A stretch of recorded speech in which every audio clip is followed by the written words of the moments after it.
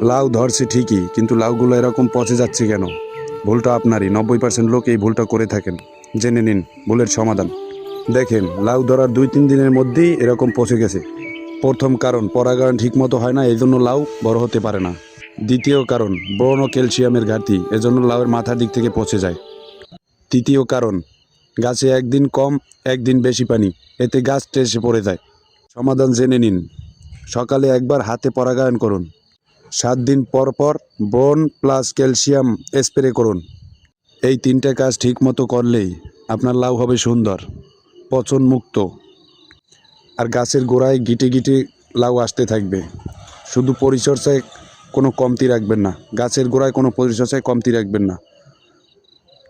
গাছের গোড়ায় গোবর সার দিয়ে তারপর প্রতিদিন পানি দেওয়ার চেষ্টা করবেন। ধন্যবাদ।